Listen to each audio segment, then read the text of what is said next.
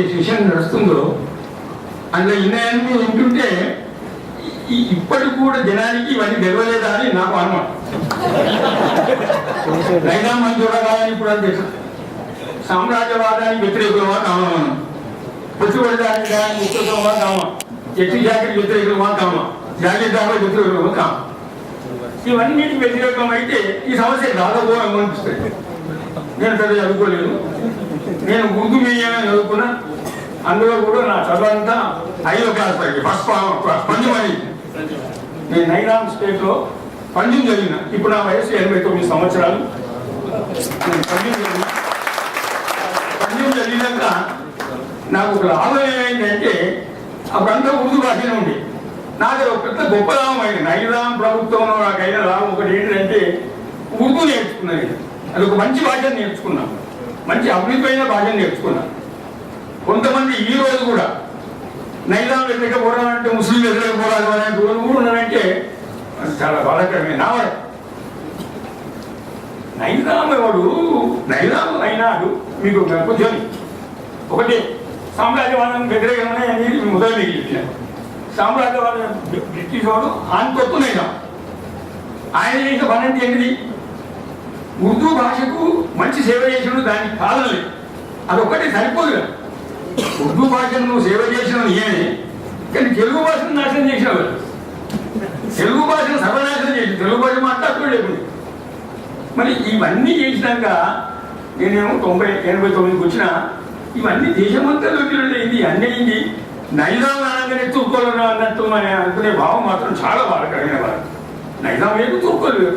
ఇదే యూనివర్సిటీలో రఫీ అగ్నేషన్ జెండా ఆయన స్టూడెంట్స్ యూనియన్లో రఫీ అనే comrade national flag exhibition year. ఆ కాలంలో కూడా ఉర్దూ పేపర్లు ఉండేవి. ఉర్దూ పేపర్లో కూడా కొన్ని పయాములకు పేపర్ వచ్చేది. అందులో కొంతవరకు నైజాం వ్యతిరేక భావాలు కూడా వచ్చాయి. అవన్నీ పోగా నైజాం అనేదాన్ని ఈగలతో తీసి ఆంధ్ర ఇట్లా ఈడానికి ఎంత విచిత్రం అండి. నైజాం అనేవాడు నైజాం. తెలంగాణలో ఆంధ్ర భాషలో నైజాం రాష్ట్ర ఆంధ్ర భాషలో అంటే తెలంగాణలో ఆంధ్ర భాష ఏదైతే ప్రజల హక్కుల గురించి పోరాడిందో, ఎత్తి శాఖల గురించి పోరాడిందో అది నిజాం రాష్ట్ర ఆంధ్ర మహాసభనే. అంత పెద్ద పోరాటం అయినాక మీరంతా మేధావులు చదువుకున్నవారు ఉన్నారే, పని చదువుకున్నవారు కాదు మీరు. ఇప్పటికీ ఇంటి వచ్చిందంటే ఎంత అనుకోవటం. చచ్చిపోయిన గాంధీ ఏమో ఆనాడు చంపిన వాడిని దొంగ అన్నారు అందరూ. ఇలా వాడు దేశభక్తులు అంటున్నారు. ఇవన్నీ చూస్తుంటే మళ్ళీ ఇలాంటి వస్తున్నాయి. మహాత్మా గాంధీ చంపినోడు ఆనాడు దొంగ, దేశద్రోహి, ఇలా వాడి గుడి కడుతున్నారు. ఈ స్థితికి వచ్చిందంటే మీరేమనుకోవద్దు. నా వ్యక్తిగత అభిప్రాయం ఏంటంటే మన అందరం ఈ ఆలోచనకు వచ్చేవరకు ఆలోచన వచ్చిందా అనిపిస్తున్నారు. నైజాం మంచోడే ఆలోచన మనకు వస్తే గాడ్సే మంచోడే ఆలోచన వాళ్ళకి వచ్చింది. ఇది మనం వెనుక పోతున్నావా ముందు పోతున్నావా అని మీరు ఆలోచించారు. ఈరోజు మీరు ఆ కాలంలో నైజాం రాష్ట్ర ఆంధ్ర మహాసభ గారు నాకు ప్రత్యేకంగా భువనగిరి, మేము అప్పుడు ఏంటిది గ్రంథాలయం పెట్టాలంటే పర్మిషన్ లేదు. గ్రంథాలయం పెట్టాలంటే మొదలు దానికి కూడా మనం కూడా చారిత్రకంగా సరస్వతి గ్రంథాలయం పెట్టి పోలీసు వాళ్ళకి అని చెప్పి సరస్వతి గ్రంథాలయం పెట్టి ఇక మేము భయపడ్డాం పిల్లలు మేము. అప్పుడు ఆరుట లక్ష్మణస్వామి గారని ఒక వకీల్ గారు ఉండేది కొలిదాగలు, వారి దగ్గర పోయి వాటిని సంజాయిస్తే ఆయన గొప్ప నాయకుడు, ఆయన జిల్లా పరిషత్ చైర్మన్ అయ్యాడు, ఒక మున్సిపాలిటీ నాయకుడు గారు. వారు భువనగిరికి వచ్చారు. వచ్చి మా ఊరినే ఠికానా పెట్టి గ్రంథాలయం పెట్టించారు. ఆ గ్రంథాలయం మేము మిత్రమండలి అని పెట్టాం. ఆ మిత్రమండలం చేసేది ఆ కాలంలో నేను చెప్పేది 43, 42, 44 కాలం కలవనే అనుకోండి, నమస్కారం అనుకోవాలి. నేను వ్యాపారస్తులకు సంబంధించి మేమందరం కలవనే కొత్త అలవాటు నమస్కారం. పేపర్ పేపర్ కూడా ఆగిపోయింది, వచ్చిన పేపర్లు కూడా వాళ్ళకి వచ్చాయి. ఈ విధంగా భాషకు అన్యాయం జరిగింది, మన స్వతంత్రానికి అన్యాయం జరిగింది. వాక్ స్వాతంత్రం లేదు, ఏం లేదు. అప్పుడు మీటింగ్లు పెట్టాలంటే చాలా రోజులు పోరాటమైనాక 15 రోజుల ముందు ఒక అప్లికేషన్ పెట్టాలి ప్రభుత్వానికి. పెడితే ఆయన పర్మిషన్ ఇస్తే చేయాలి. అయితే నువ్వు ఇవ్వబోనే ఎట్లా అంటే మీరు ఇవ్వకుండా 15 రోజులు పర్మిషన్ రాకుండా చేసుకోవచ్చు. ఇది ఆ ప్రజాస్వామ్యం. ఆ నైజాం మహారాజు చేసిన ఘనకార్యాలని. అటువంటి అప్పుడు వాళ్ళు ఏదో కమాల్ చేసేది 15 రోజులు మేము డేట్ పెట్టి మీటింగ్ పెడతామని చెప్తే ఒక 2 గంటల మొదలు వాడు తెచ్చేది పర్మిషన్ ఏం చేయాలి ఊకుడు.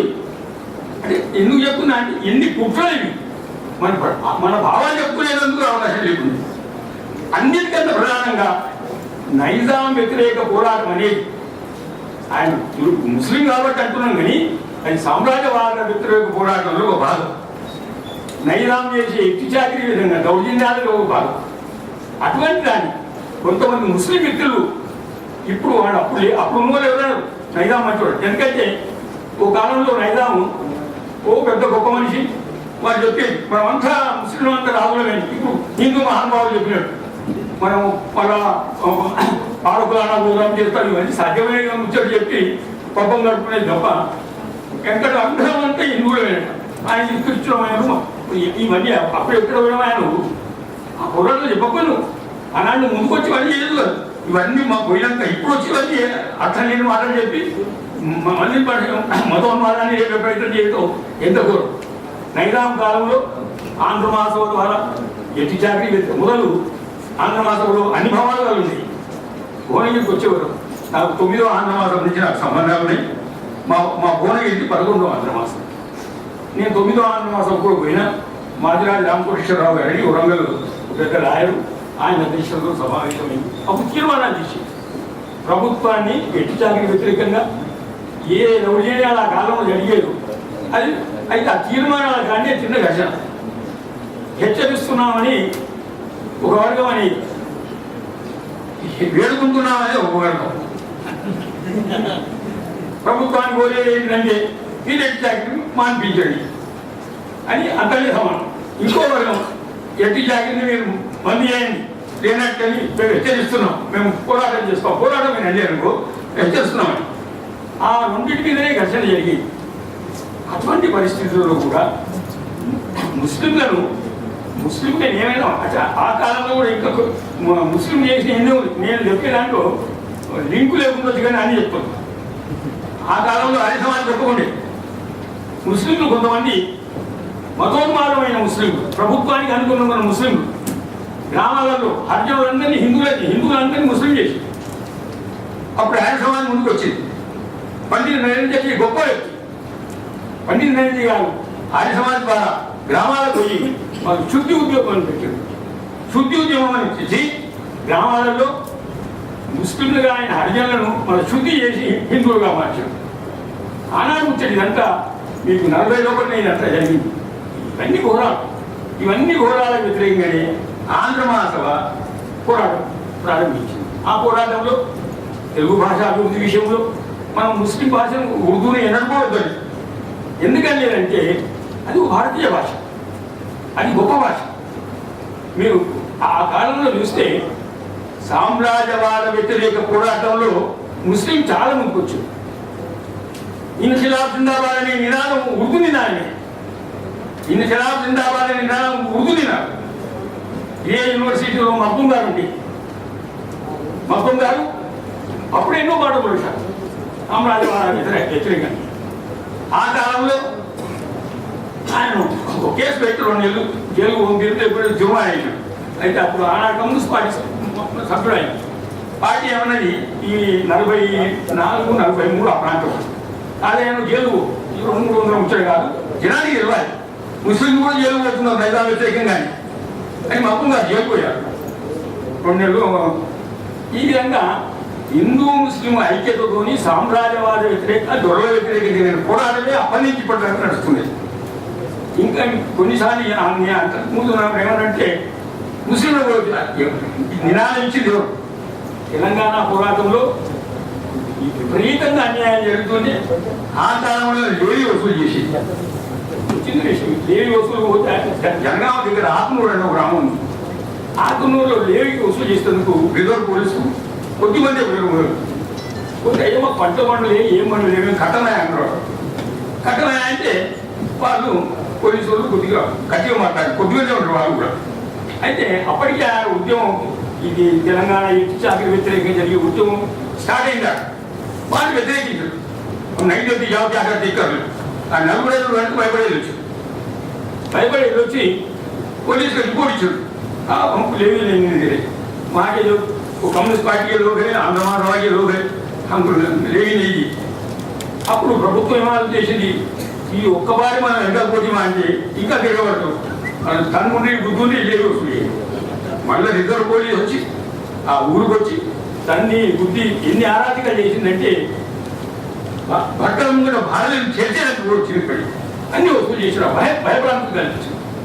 ఈ ఇష్యూ మీద రాజనారాయణ రెడ్డి గారు ఇక్కడ చెప్పినా ఎవరైందే ఢిల్లీ పోయి నెహ్రూ గారితో చెప్పారు ఏమైనా నైజాం స్టేట్లో ఇంత అన్యాయం జరుగుతుంది కాంగ్రెస్ కూడా ప్రభుత్వంగా లేదు వాళ్ళకి ఇంత అన్యాయం జరుగుతుంది ఎట్లా పట్టించుకోకుంటే నెహ్రూ గారు అప్పుడు ఇంగ్లీష్ పేపర్లో బొంబాయి పోయి ఆ పేపర్లో వేసారు ఆ న్యూస్ వేసినాక నెహ్రూ గారు ఏం చేశారు సరోజిని నాయుడు బిడ్డ ఉంది పద్మజా నాయుడు గారు వాళ్ళని పోయారు నువ్వు ఆంధ్రమానవ కార్యకర్తలను కలుగు నువ్వు పోయి తెలుసుకోవాలి వాస్తవా కాదు వేలు కట్టుకుంటూ తెలుస్తారండి కొడతారండి అని అంటే ఆమె వచ్చింది సరోజిని నాయుడు గారు ఓనిగా వచ్చింది అప్పుడు మా ఆయన కూడా ఒక మిత్రుడు ఉండి ఆయన మీద పోయింది ఆత్మ ఆ విషయాలన్నీ తెలుసుకుని స్పష్టంగా రాసింది వీళ్ళు చెప్పిన దాంట్లో ఏమీ అవసరం లేదు ఆడవాళ్ళని చెప్పారు మూలను వచ్చారు ఎన్ని జరగలేదు. అప్పుడు భారతదేశంలో ఈ నైజాం అన్యాయాలు కూడా అప్పుడు కొద్దిగా వాళ్ళకి అందరికీ తెలిసింది తెలియదు.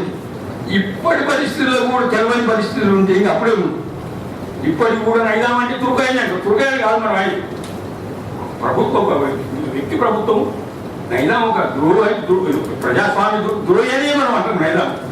అటువంటి పరిస్థితుల్లో ఇవన్నీ ఆత్మ నుంచి వచ్చినట్టు కానీ ఇవన్నీ పోరాటం తీవ్రంగా గ్రామాలలో ఇస్కూల్ నుంచి వచ్చిన అంత మొదలైంది. ఆ ఇస్కూల్ సంబంధం వచ్చినప్పుడు కూడా మిస్కిన్ అని నేను ప్రత్యేకంగా నేను అప్పుడు ఉన్నప్పుడు మన వాళ్ళు మాట్లాడినప్పుడల్లా ముస్లింలు ఉద్యమంలోకి వచ్చినాము అని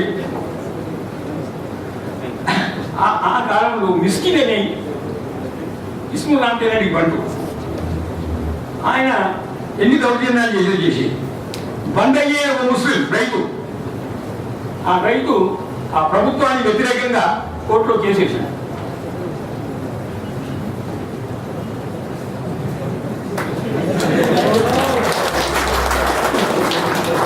అయితే బండయ్యని చంపించాడు నైజాం అంటే ఇస్లాం చంపి ఇప్పుడు మనోళ్ళు అనే అంటారు నైజాం వచ్చి చంపినాడే నైజాం వచ్చేవాడు ఇంగ్లీష్లో వచ్చేవాడు ఇంగ్లీష్లో వస్తుందా ఎందుకు ఇవన్నీ ఈ గట్టిగా తీసి మాట్లాడేమాట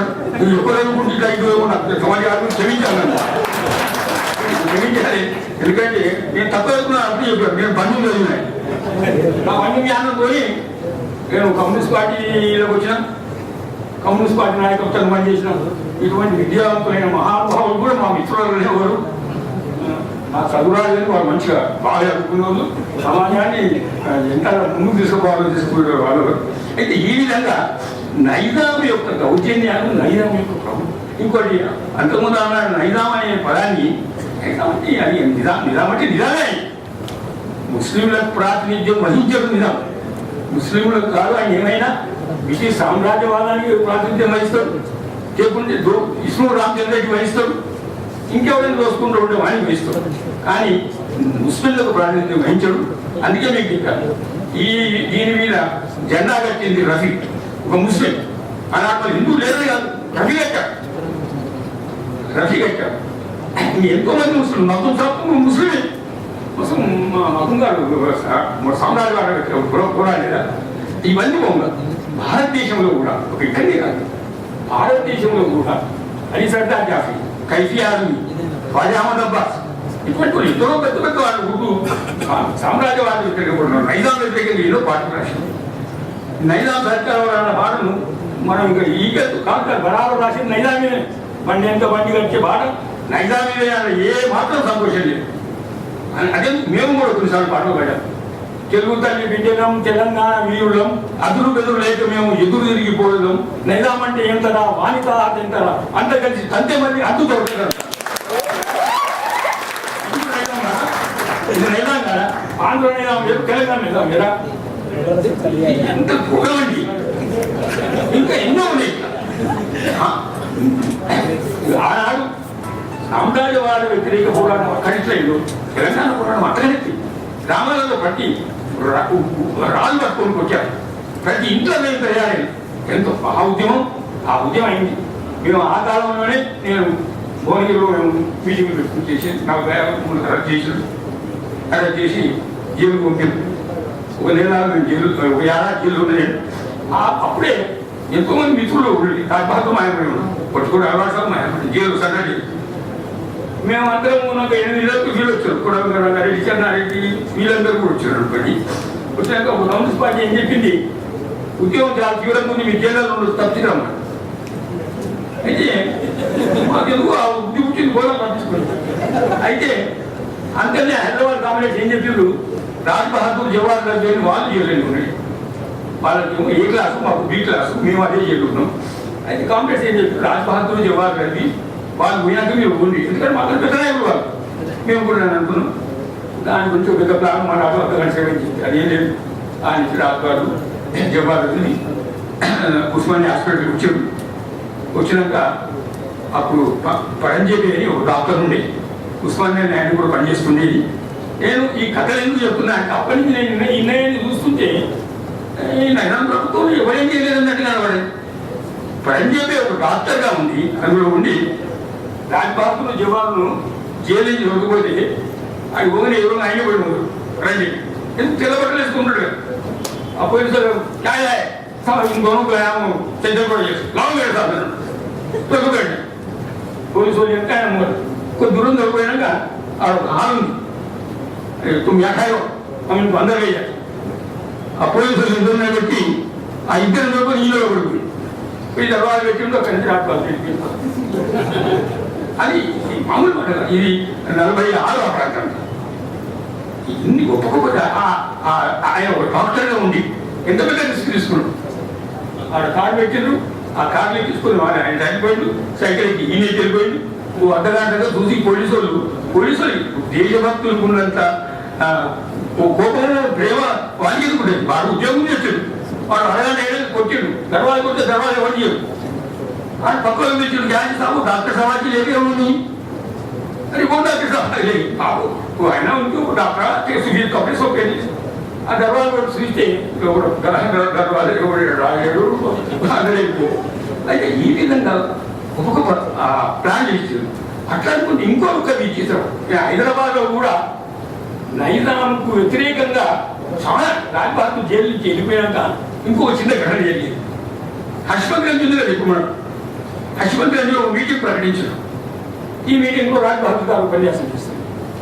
పోలీసు వాళ్ళకి జైలు తప్పించుకున్నాయి, ఆయన ఇతను పట్టుకోవాలని వాళ్ళు పెద్ద కోషిష్ చేసి నిండిపోయారు. మీటింగ్ శురు అయింది. రాజ్బహదూర్ గారు వచ్చారు, స్టేజ్ ఎక్కాడు. ఇంకా ప్రభుత్వాన్ని వ్యతిరేకంగా ఆయన మాటలన్నీ మాట్లాడుతున్నాడు. ఈ నిజాం సర్కార్ ఇసులు మరియు పోలీసు వాళ్ళందరినీ వాళ్ళు ఎప్పుడు పట్టుకోవాలి. ఒక ఆయన అరగంట సేపు మాట్లాడిన మొదలే చెప్పాడు, మేము 2 గంటలు వర్తామయ్యా ఈ నిజాంకి ధరించే ఖిలాఫ్. ఒక అర్ధగంట మాట్లాడగానే మన పసిగట్టాడు పోలీసు వాళ్ళు రమ్మగారు. స్విచ్ ఆఫ్ చేసి అంటే పడిపోయింది. రాజ్బహదూర్ తీసుకుపోయి పక్కన నుంచి బయటకు 5 నిమిషాలు మళ్ళీ అయిపోయి మామూలు చాలా ఇంత సాయంగా ఈ విధంగా తెలంగాణ పోరాటంలో నిజాం వ్యతిరేక పోరాటంలో ప్రతి వారు సాయం చేశారు. అంత పెద్ద ఉద్యమాన్ని ఆదేశమా శుద్ధి ఉద్యమం ద్వారా తీసుకున్న ముస్లింలందరినీ హిందూ చేసి ఆనాడు.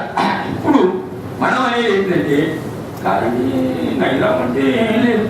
ఇంకొకటి నైజాంకు ఒక చిన్నది ఆ నైజాము వాళ్ళ తండ్రి కాలంలో ఏదో ఒక ముర్షిద్ ఉండేనట్టు 7 గొట్టెలు నమ్మని ఒక నిషాన్ ఇచ్చింది. మా మక్కు గారు రాజ్బహదూర్ చెప్తుంది పరాజ్ గారు, अरे निजाम खत्म हो गया, अरे नहीं भाई वो 7 रोटियां खत्म हो गया, 7 में हुकूमत भी था निजाम, वो ऐसा भी चले जाता. पुलिस आखिर ना कहा कोई नहीं 7 रोटियां స్వామీజీ అంటే ముస్లింలు ఇచ్చిండు, దానివల్ల 7 రోటిలు అయిపోయినాయి, ఆయన సత్వం అయిపోయింది. అంటే ఈ విధంగా నిజాం ఏ పరిస్థితిలో కూడా ప్రజాస్వామ్యవాది కాదు, ప్రజాస్వామ్యవాదికి ఒక పెద్ద ద్రోహం చేసేవాడు, ఇటు జాగిరిని విపరీతం చేసేవాడు, ఊరకు తగలబెట్టాడు. ఏమంటే ఊరకు తగలబెట్టడం మమ్మల్ని అన్నా ఊరిని తగలబెట్టి ఇయ్యాలకు మనం చిన్న ఇయ్యాలకు మనం ఈ మధ్య మన ప్రభుత్వం కొత్త ప్రభుత్వం వచ్చినాక ఈ మతం మాత్రం ఎంత రెచ్చిపోయిందంటే క్రిస్టియన్లు ఎడగడబడితే ఆ క్రిస్టియన్ గొడవడుతాడు. ఇంతమంది వచ్చిండ్రు ఆ క్రిస్టియన్లలో ఉన్న స్త్రీలను కూడా వీళ్ళు మానవంగా చేసినవి వచ్చినాయి. ఇది ఎంత ద్రోహం! ఈ మల వదిలికి ఏమంటారు? మనం అందరం పోయినా మలగలుగుతాం. ఇవన్నీ సాధ్యమై ఉంచేదా? నువ్వు ఏం పోనీ అసాధ్యమై ఉంచేది వచ్చి ఇప్పుడు ఓటు సేపు మొదలు పెట్టుకొని ఓడంటాడు. నైనాము ఆ శబ్దాలకు ఆ రాతలో ఏముంది కానీ నైనాం అంటే నైనాం ఈయన కాక ఆయన ఇంకో నైనాం. మనం ఆనాడు కూడా సామ్రాజ్యవాదం ఎత్తుకోవడంలో అప్పుడు ఒకటి అప్పుడు కాశ్మీర్లో హిందూ రాజుండి ఆ జనమంతా ముస్లింలు అప్పుడు అక్కడ ఉన్న జనం ముస్లింలు. మనం ఇక్కడ హిందువులు నైజాం అయినంత మాత్రం ఆడు షేక్ అబ్దుల్లా నిలబడ్డు, ఇక మస్తు గారు నిలబడ్డు, ఆయన నిలబడ్డు, స్వామి రామానందకి నిలబడ్డు, ఇలాంటి నిలబడ్డు. ఈ విధంగా ఈ సామ్రాజ్యవాద వ్యతిరేక పోరాటము, దుర్గ వ్యతిరేక పోరాటం, నిజాం ఏకచక్రాధిపత్యాన్ని వ్యతిరేక పోరాటమే కానీ ఈ ముస్లింలకు వ్యతిరేకం కాదని నేను చెప్పదలుచుకున్నా. ఇప్పుడు కూడా ఈ విధంగా ఇవన్నీ అయినాక కూడా మళ్ళీ పోలీస్ యాక్షన్ కూడా కొన్ని మనవాళ్ళు మనం చెప్తున్నాం. ఇప్పటికి కూడా ఈ ఉద్యమంలో పాల్గొన్న వాళ్ళు కొంతమంది దానికి ఈగలికొకరు పెట్టి సర్దార్ పటేల్ గొప్ప పని. సర్దార్ పటేల్ చేసిందంటే తెలంగాణ ప్రజల మీద ప్రేమతో తప్ప ఇంకొక విషయం మీకు నైజాంతో సర్దార్ పటేల్ అంటే సెంట్రల్ గవర్నమెంట్ ప్రతినిధి. తెలంగాణలో పోరాటం జరుగుతున్నప్పుడు హైదరాబాద్ స్టేట్లో ఇంగ్లీష్ ద్వారా పోయేటప్పుడు కొన్ని పద్ధతులు పెట్టిపోయాడు. మేము మీకు స్వరాజ్యం ఇస్తాం కానీ ఈ స్టేట్లో మీరు ఏమనవద్దు, మన ఇష్టం ఉండుకోవచ్చు. ఇంకా మన వాళ్ళు ఎక్కువ వచ్చింది కదా, కొట్లాటి లేదు తను లేదు, పుణ్యానికి వస్తుంది చెప్పండి సార్ మీరండి. అవన్నీ ఒప్పుకున్నాక అన్ని స్టేట్లు కలిసినా 4-5 స్టేట్లు చాలా మొండిగా ఉంది. మేము కలవం, ట్రావన్కోర్ కలవాలి, కాశ్మీర్ కలవాలి, నైజాం కలవాలి, ఇంకా కొన్ని ఉన్నప్పుడు నైజాం ఇంకా ముందు పోయి ఏం చేసిందంటే సర్దార్ పటేల్తో మాట్లాడి 1 సంవత్సరం స్టాండిల్స్లో అగ్రిమెంట్ అని చేసి ఆ అగ్రిమెంట్ ఏంటంటే 1 సంవత్సరం నీ జోయి రాను, ఇక నేను తెలంగాణ నైజాం రథాకారులు బిల్పి పోయేమో ప్రజలు నమ్ముతుంది ఊడగా స్త్రీలను చేస్తున్నాయి. కమ్యూనిస్ట్ పార్టీ కార్యకర్తలు, ఆంధ్ర మహాసభ కార్యకర్తలు, కాంగ్రెస్లోని అభివృద్ధి కావులైన స్వామి రామానికి సంబంధించిన ఎంతో మంది వాళ్ళందరూ గోళీలకు తగిలి చస్తుంటే నువ్వు ఈ కాంప్రమైజ్ ఉంచేది అభివృద్ధి చేసిన కాంప్రమైజ్. ఆనాడు గ్రామాలలో 10 లక్షల ఎకరాల భూమి పంచారు, దొరల భూమి. ఆ పంచిన భూమిని దక్కించుకుంటేందుకు ఈ నైజాంతో నువ్వు ఉడంబడిగా చేసుకున్నా ఆనాడు వీళ్ళ పోరాటం చేసే కమ్యూనిస్ట్ పార్టీ కానీ ఆంధ్రమాసవ్ కానీ స్వామి రామానంద తీర్థ్ కానీ ఈ పోరాటాన్ని కంటిన్యూ చేసి మాకేం లాభం జరిగింది. పోలీస్ యాక్షన్ అయినంత పోలీస్ యాక్షన్ కాదు కాబట్టి నైజాం మీతో నచ్చినంత మాత్రాన్ని వాడు మంచి పడట్లేదు. మా గ్రామాలలో ఇప్పటికీ ఆ దౌర్జన్యాలు ఇప్పటికీ అన్యాయాలు వచ్చే ఉన్నాయి కాబట్టి మేము పోరాటం చేస్తామన్నారు. ఆ పోరాటం ఎంత తీవ్రంగా అయిందంటే ఊళ్ళో ఈ పెత్తందారులు కానీ దొరలు కానీ ఎవరు ఫోన్ పరిస్థితి వచ్చింది. అప్పుడు సెంట్రల్ గవర్నమెంట్ ఆలోచన చేసి మనం ఇప్పుడు ఉన్నట్టయితే ఇంకా ఇదేమైనా ఎలా జనాలు ఇంటికి పోతుందంతా ఇక మన దొరికి రాజులు అని ఆ భయంతో నా వ్యక్తిగత అభిప్రాయం. ఆనాడు ఈ నైజాం పోరాటము మనం తప్పుడు చేయక ఇట్టే ఇంకో అగ్రిమెంట్ ఏడాదికో నూకున్నట్టయితే ఇక మొత్తం వాళ్ళేదని ఇక మనం ఏమైనా సపోర్ట్ కొట్టుకుంటూ కూర్చోవాలి. ఆ భయంతోనే సర్దార్ పటేల్ గారు పోలీస్ యాక్షన్ చేశారు. ఇది నా వ్యక్తిగత అయింది. పోలీస్ యాక్షన్ అయిపోయింది. పోలీస్ యాక్షన్ అయినాక కూడా ఎప్పుడైనా పోరాటాలు పోలీస్ యాక్షన్ ఇటువంటి అయినప్పుడు కొన్ని నడుస్తాయి తప్పదు. దానికి కారణం ప్రభుత్వమే, మనం కాదు. ఈ విధంగా తెలంగాణ మహా పెద్ద పోరాటం, సామ్రాజ్యవాద వ్యతిరేక పోరాటం, కుల వ్యతిరేక పోరాటం జరగదు. ఇక్కడ కానీ ఇట్లా పోరాటం జరగలేదు. ఈ భారతదేశంలో కూడా జరిగిన పోరాటాలలో బ్రిటిష్ సామ్రాజ్యవాద వ్యతిరేక పోరాటం ఎక్కువ ఉంది కానీ ఈ అక్కడ దొరలకు పెత్తందాల వ్యతిరేక పోరాటం అంత తీవ్రంగా మనలేక లేదు. కొన్ని స్టేట్లనే జరిగింది. ఈ విధంగా మనం ఇవన్నీ ఇంకొక విషయం ఏంటంటే ఉర్దూ విషయంలో కూడా ఏదైతే భేదాభిప్రాయాలు కొందరుకునేవి. ఉర్దూ అనేది భారతదేశంలోని ఒక భాష, దానిలో చాలా ప్రోగ్రెసివ్ రైటర్స్ ఉన్నారు. ఈ రోజు వరకు కూడా ఏ సమస్య వచ్చినా ఆ సమస్యకి వాళ్ళు ముందుకు వచ్చి మాట్లాడతారు.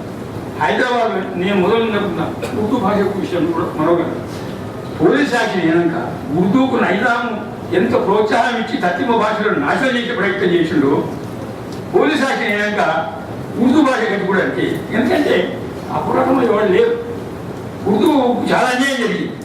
అప్పుడు హైదరాబాద్లోని కొంతమంది ప్రోగ్రెసివ్ రైటర్స్ అనుకోని వీళ్ళందరూ కలిసి ఉర్దూ భాష విషయంలో ఒకటి అదబీ ట్రస్ట్ అని పెట్టారు. అదబీ ట్రస్ట్ అంటే సాహిత్యం అటువంటి సాహిత్యము సాహిత్య సమానం.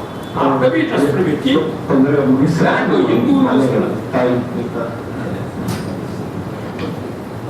హిందూ ముస్లింలు అందరూ కలిసి ఆ అదబీ ట్రస్ట్ నడిపించారు. ఆ అదబీ ట్రస్ట్ అంటే దాన్ని నడిచేందుకు ఏం ఉపాయం చేసినా మీకు ఒకటి చెప్తా. మీరు అందరూ కూడా ఇప్పుడు వీళ్ళు చూస్తారు కానీ ఏంటంటే అదబీ ట్రస్ట్ ద్వారా చేసేది ఏంటిది కవి సమ్మేళనం, ముషాయిరా. అదబీ ట్రస్ట్ ద్వారా చేసేది కవి సమ్మేళనం. ఆ కవి సమ్మేళనంలో భారతదేశంలోని చాలామంది అభివృద్ధి కాముకులు, ప్రజాస్వామ్యవాదులు వాళ్ళ పేరు చెప్పు వాళ్ళు వచ్చేది. మీరు ఇంకొక విషయం పదే పదే చెప్తున్నాను. 50 రూపాయల టికెట్ రాని 30 నుంచి 50 రూపాయల టికెట్, 30 రూపాయలు 50 రూపాయల టికెట్ పెట్టుకొని 10 నుంచి 20,000 మంది అని వచ్చేది. కవి సమ్మేళనానికి టికెట్ పెట్టుకొని వచ్చేది భారతదేశంలో లేదు, ప్రపంచంలో లేదు. నాకు ఎప్పుడున్న వరకు మన హైదరాబాద్లోనే ఉన్నది. అది ఉర్దూ ముషాయిరా.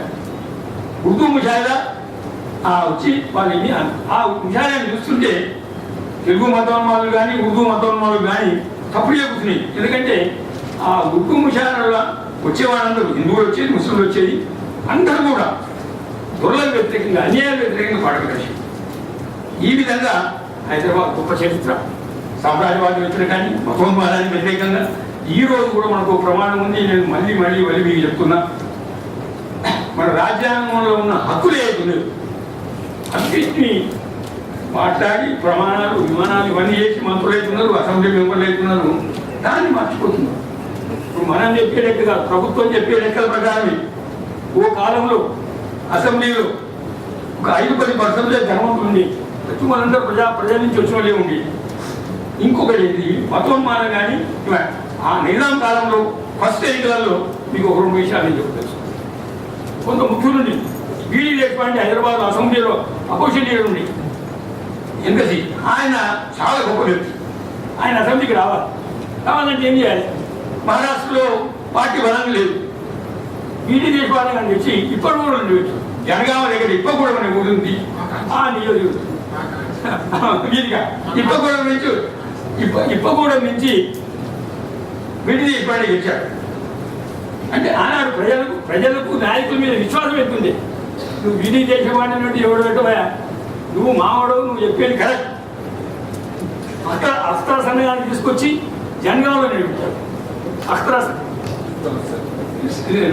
అవాం పేరు ఆయన గెలిచాడు. ఎన్నో ఉన్నాయి ఉదాహరణలు మీకు చెప్పదలుచుకుంటే. మన దగ్గర ఎన్నో మీకు ఉర్దూ భాష మీద అది